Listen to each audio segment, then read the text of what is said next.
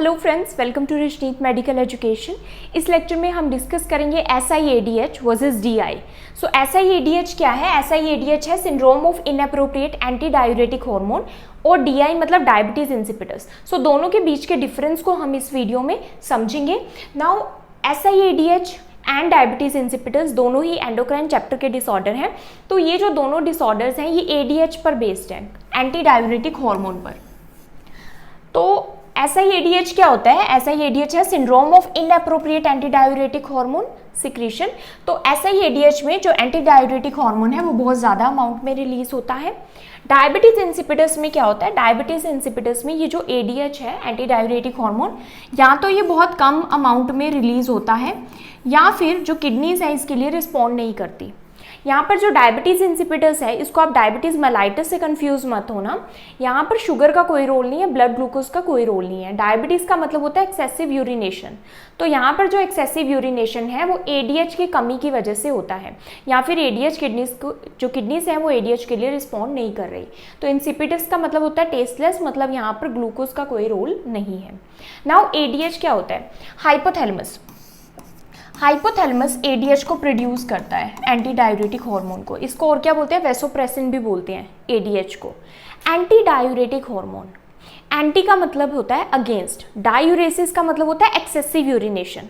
तो anti diuretic hormone क्या करता है? ये एक्सेसिव यूरिनेशन को नहीं होने देता, मतलब कि ये हमारी बॉडी में ही वाटर को रिटेन करके रखता है। अब ये जो एंटी डायूरेटिक हार्मोन है ये कौन बनाता है? ये हाइपोथैलेमस बनाता है और ये पोस्टीरियर पिट्यूटरी तक इसको भेज देता है स्टोरेज के लिए। Posterior pituitary anti diuretic hormone को स्टोर करती है, हाइपोथैलेमस उसको बनाता है। जब ज़रूरत पड़ती है तब पोस्टीरियर पिट्यूटरी उस हार्मोन को रिलीज कर देती है। तो एंटी डायूरेटिक हार्मोन करता क्या है? बेसिकली ये हमारी किडनीज पर एक्ट करता है। किडनीज में जो नेफ्रॉन्स हैं वहाँ पर एक्ट करता है, नेफ्रॉन्स के कलेक्टिंग डक्ट्स पर एक्ट करता है। कलेक्टिंग डक्ट्स पे ये कैसे एक्ट करता है कि ये वाटर की रीएब्जॉर्प्शन को बढ़ा देता है। वाटर की रीएब्जॉर्प्शन को बढ़ाता है, स्पेशली कब बढ़ाता है? जैसे कि हमारा जो ब्लड वॉल्यूम अगर कम हुआ है, जो हमारी सीरम ऑस्मोलैलिटी है अगर वो इंक्रीज हो गई है। इसका मतलब क्या? ऑस्मोलैलिटी का मतलब सीरम गाढ़ा होना, प्लाज्मा गाढ़ा होना। प्लाज्मा गाढ़ा होना मतलब पानी की कमी होनी। तो मतलब जब भी डिहाइड्रेशन होगी, वॉमिटिंग होगी, डायरिया होगा, ब्लड वॉल्यूम कम हो जाएगा, ब्लड प्रेशर लो हो जाएगा। तो ये सभी जो चीज़ें हैं ये क्या करती हैं? ये ADH के रिलीज को बढ़ाती हैं, जिससे ADH निकलता है anti diuretic hormone. Anti diuretic hormone kidneys पर एक्ट करता है और वाटर की रीएब्जॉर्प्शन को बढ़ाता है ताकि जो ब्लड वॉल्यूम और ब्लड प्रेशर है वो दोबारा से मेंटेन हो सके। सो बेसिकली ये क्या करता है? ये हमारे वाटर बैलेंस को रेगुलेट करता है बॉडी में। ADH को वैसोप्रेसिन क्यों बोलते हैं? क्योंकि ये जो ब्लड वेसल्स है उसकी भी कॉन्स्ट्रिक्शन करता है, इसलिए इसको वैसोप्रेसिन बोलते हैं। तो थोड़ा सा इसका रोल वो भी है, ज़्यादा अमाउंट में होगा तो वैसोप्रेसिन एक्शन शो करेगा। तो ADH का मेन फंक्शन क्या है? ADH से आप याद रखना एंटी डायूरेटिक हार्मोन, मतलब अगर बॉडी में होगा एंटी डायूरेटिक हार्मोन तो वाटर की रीएब्जॉर्प्शन ज़्यादा होगी। अगर नहीं होगा तो वाटर की रीएब्जॉर्प्शन नहीं होगी, सारा जो हमारे वाटर है वो यूरिन के थ्रू बॉडी से बाहर निकलेगा। अब SIADH में क्या होता है? Syndrome of inappropriate anti diuretic hormone.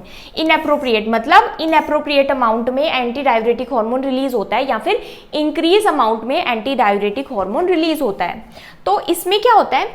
इसमें जो एंटी डायूरेटिक हार्मोन है वो एक्सेसिव अमाउंट में रिलीज होता है।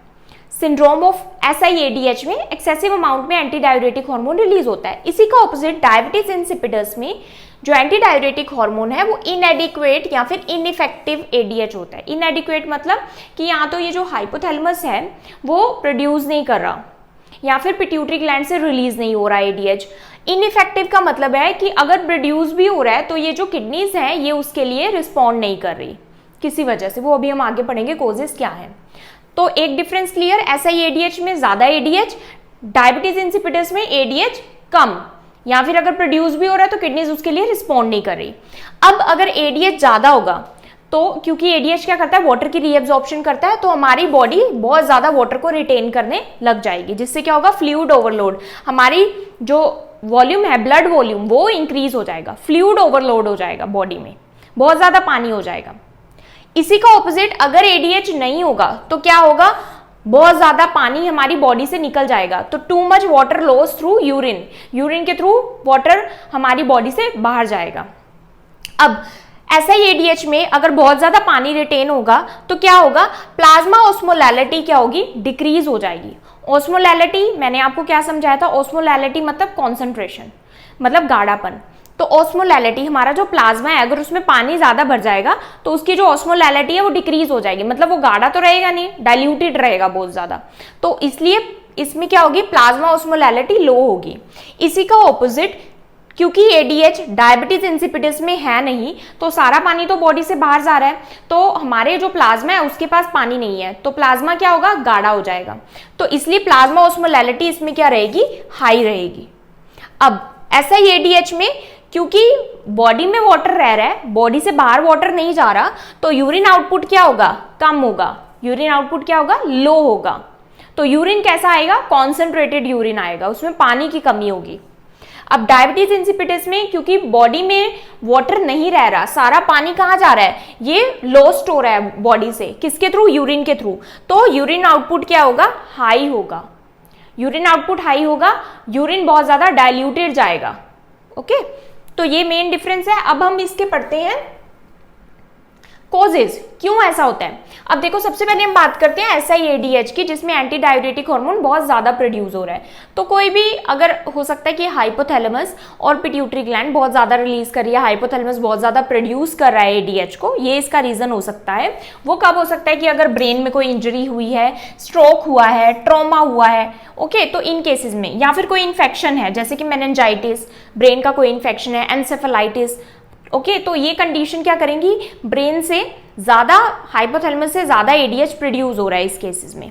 और क्या हो सकता है कि कुछ कैंसर होता है जो कि ADH को प्रोड्यूस करता है, मतलब वो ADH की तरह हार्मोन को प्रोड्यूस करते हैं। जैसे कि अगर लंग कैंसर है, और specially small cell lung cancer, तो वो ADH को प्रोड्यूस करता है इंडिपेंडेंटली।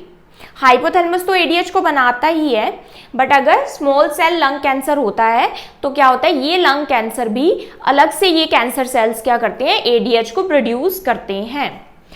और निमोनिया, अगर लंग इन्फेक्शन भी हो गया तो भी ये हो सकता है, एक्सेसिव एंटी डाययूरेटिक हार्मोन बन सकता है। उसके अलावा कुछ ड्रग्स होते हैं, जैसे कि कुछ मेडिसिन, जैसे selective serotonin reuptake inhibitors, SSRIs, ये क्या है, एंटी डिप्रेसेंट होते हैं। कुछ एंटी डिप्रेसेंट, एंटी कन्वर्जेंट और कीमोथेरेप्यूटिक एजेंट भी क्या करते हैं, ADH की सिक्रीशन को इंक्रीज करते हैं। साथ में ही डेस्मोप्रेसिन, डेस्मोप्रेसिन क्या है, ये है सिंथेटिक ADH जो कि बाहर से दिया जाता है। आप कैसे याद रखेंगे, ADH को वैसोप्रेसिन भी बोलते हैं, तो डेस्मोप्रेसिन क्या है, ये सिंथेटिक ADH है। जब ADH की कमी होती है तो बाहर से ये दिया जाता है। तो अगर कोई पेशेंट डायबिटीज इंसिपिडिस का ट्रीटमेंट ले रहा है और उसमें उसको डेस्मोप्रेसिन दिया जा रहा है, और डेस्मोप्रेसिन दे रहे हैं लेकिन ADH के लेवल को मॉनिटर नहीं किया जा रहा है, तो क्या होगा कि ADH बहुत ज्यादा रिलीज भी हो सकता है, ऐसे ही ADH में भी कन्वर्ट हो सकता है।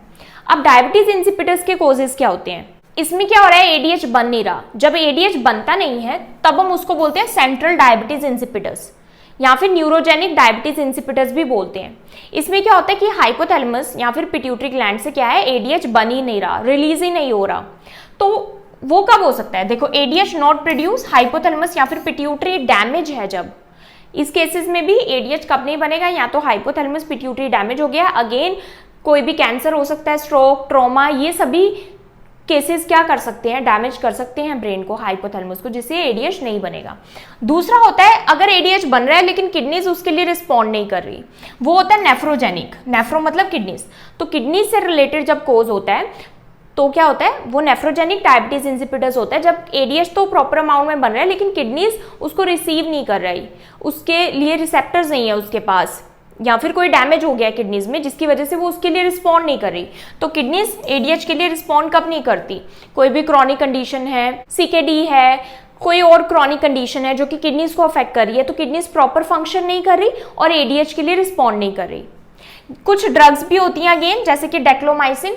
डेक्लोमाइसिन क्या होता है, ये वैसे एक एंटीबायोटिक है, टेट्रासाइक्लिन एंटीबायोटिक। ये एंटीबायोटिक हम SIADH के ट्रीटमेंट के लिए देते हैं। तो डेक्लोमाइसिन क्या करता है, ये जो ADH प्रोड्यूस होता है तो किडनीज उसके लिए रिस्पॉन्ड ना करे, कम रिस्पॉन्स करे, उसके लिए डेक्लोमाइसिन काम करता है। तो डेक्लोमाइसिन इस तरह से काम करता है और ये ऐसा ही एडीएच में दिया जाता है। और अगर डेक्लोमाइसिन ले रहे हैं और फिर मॉनिटरिंग नहीं की जा रही तो ऐसा ही एडीएच में भी कन्वर्ट हो सकता है, मतलब कि जो किडनीज हैं वो एडीएच के लिए बिल्कुल रिस्पॉन्ड नहीं करेंगी अगर डेक्लोमाइसिन ओवर अमाउंट में दिया जा रहा है। उसके बाद लिथियम से भी क्या होता है कि जो एडीएच रिलीज हो रहा है किडनीज उसके लिए रिस्पॉन्ड नहीं करेंगी प्रॉपरली, सो लिथियम भी ऐसा ड्रग है। उसके बाद आता है जेस्टेशनल डायबिटीज इंसिपिटस। समटाइम्स क्या होता है कि प्रेगनेंसी में भी डायबिटीज इंसिपिटस हो सकता है। तो प्रेगनेंसी में क्या होता है कि प्लेसेंटा ऐसे एंजाइम्स रिलीज करता है जो कि एडीएच के ब्रेक डाउन करते हैं, जिससे एडीएच प्रॉपर अमाउंट में रिलीज नहीं होगा, फंक्शन नहीं करेगा, क्योंकि वो जो एंजाइम्स है वो एडीएच को ब्रेक डाउन करें, तो उसको बोलते हैं हम जेस्टेशनल डायबिटीज इंसिपिटस।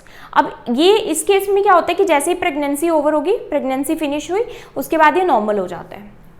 उसके बाद आता है क्लिनिकल फीचर्स, क्या क्या साइन एंड सिम्टम्स आते हैं। अब देखो ऐसा ही एडीएच में क्या है कि बहुत ज़्यादा वाटर गेन हो रहा है बॉडी में और यूरिन से कम जा रहा है, तो यूरिन कॉन्सेंट्रेटेड जा रहा है और बॉडी में बहुत ज़्यादा वाटर हो गया है, तो हमने वो देखना है।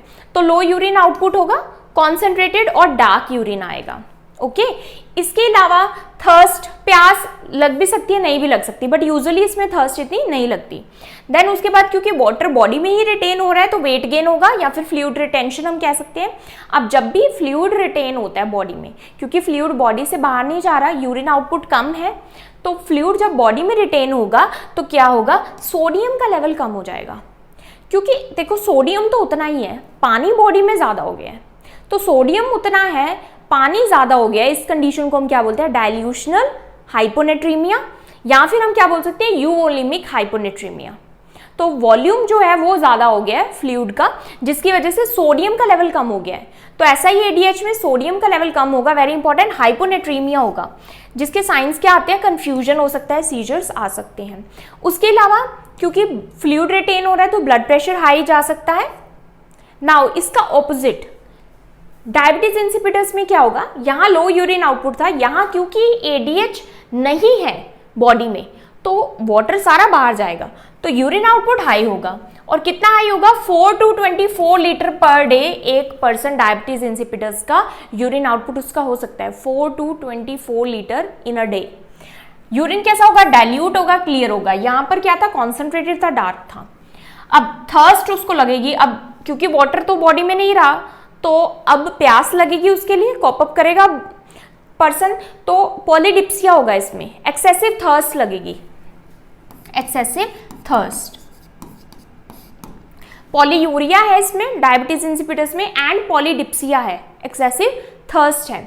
इसके लिए पेशेंट जो आइस चिप्स हैं, आइस के लिए क्रेविंग करेगा, वाटर के लिए क्रेविंग करेगा।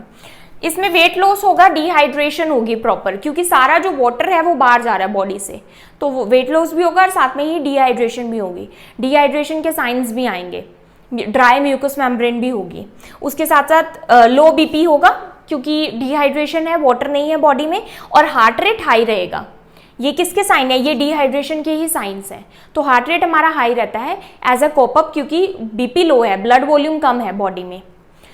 इसके अलावा क्योंकि डिहाइड्रेशन हो रही है तो पानी की कमी है, जब पानी कम होगा तो सोडियम तो उतना ही है बॉडी में, तो सोडियम क्या होगा, ज़्यादा होगा। पानी की कमी होगी, इसलिए कम पानी में सोडियम क्या है, ज़्यादा है, सोडियम तो उतना ही था, तो हाइपरनेट्रीमिया होगा इसमें।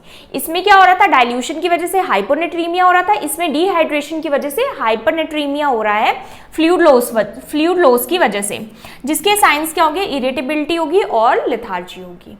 उसके अलावा डायग्नोस्टिक टेस्ट क्या होते हैं, कैसे हम डायग्नोस करते हैं, SIADH को कैसे करते हैं। इसमें क्या है, जो हमारा सीरम सोडियम है, सोडियम का जो लेवल है प्लाज्मा में, ब्लड सोडियम भी आप बोल सकते हैं, वो क्या होगा, कम होगा, क्योंकि इसमें हाइपोनेट्रीमिया हो रहा है, 135 milliequivalent per litre. Diabetes insipidus में क्योंकि क्या हो रहा है कि सोडियम हाई हो रहा है, हाइपरनेट्रीमिया हो रहा है, तो 145 मिली इक्विवेलेंट पर लीटर से ज़्यादा होगा। SIADH में क्या होगा, सीरम ऑस्मोलैलिटी लो होगी। लो क्यों होगी, क्योंकि जो भी पानी है वो बॉडी में ही रिटेन हो रहा है, जिसकी वजह से जो सीरम है, जो प्लाज्मा है, वो डाइल्यूटेड है, कॉन्सेंट्रेटेड नहीं है, डाइल्यूटेड है। तो प्लाज्मा बहुत ज़्यादा है बॉडी में, वाटर बहुत ज़्यादा है, जिसकी वजह से वो गाढ़ा नहीं रहा, इसलिए सीरम ऑस्मोलैलिटी क्या होगी, लो होगी। यहाँ पर सीरम ऑस्मोलैलिटी क्या होगी, हाई होगी डायबिटीज इंसिपिटस में, क्योंकि सारा फ्लूइड बॉडी से बाहर जा रहा है, तो सीरम क्या है, गाढ़ा हो गया है। अब यहाँ पर यूरिन ऑस्मोलैलिटी SiADH में क्या रहेगी, हाई रहेगी, क्योंकि सारा पानी तो बॉडी में ही रह रहा है और यूरिन में पानी आ नहीं रहा, तो यूरिन तो बहुत कम आ रहा है, तो यूरिन क्या होगा, कॉन्सेंट्रेटेड होगा, इसलिए उसकी ऑस्मोलैलिटी क्या होगी, हाई होगी। अब यहाँ पर DI में यूरिन ऑस्मोलैलिटी लो होगी, क्योंकि सारा जो पानी है वो यूरिन के थ्रू ही बाहर जा रहा है, तो यूरिन ऑस्मोलैलिटी लो होगी। यहाँ पर वाटर डेप्रीवेशन टेस्ट हम नहीं करते, वाटर डेप्रीवेशन टेस्ट हम किस में करते हैं, डायबिटीज इंसिपिडस में करते हैं। क्या देखने के लिए कि नेफ्रोजेनिक कोज है या सेंट्रल है।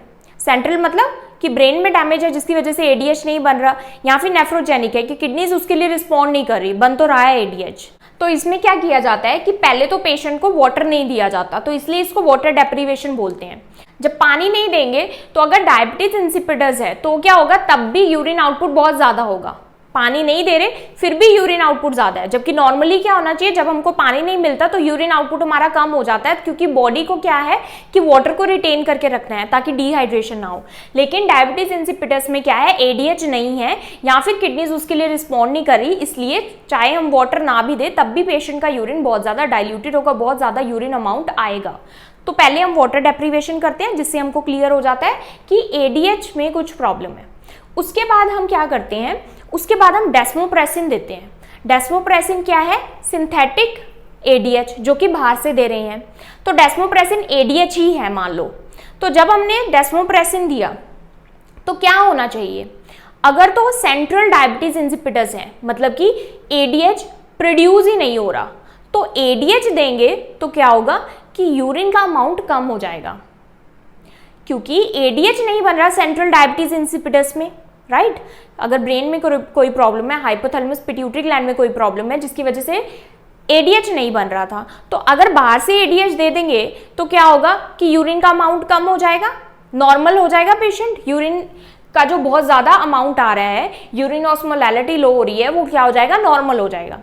लेकिन अगर नेफ्रोजेनिक कोज है तो बाहर से भी अगर डेस्मोप्रेसिन दे दिया, मतलब ADH दे दिया, तब भी क्या है, यूरिन अमाउंट बहुत ज्यादा आ रहा है, तो तब हमें क्लियर होगा कि हमने बाहर से भी ADH दिया तब भी किडनीज ने उसके लिए रिस्पॉन्ड नहीं किया, इट मीन्स किडनीज में कोई प्रॉब्लम है, नेफ्रोजेनिक कोज है।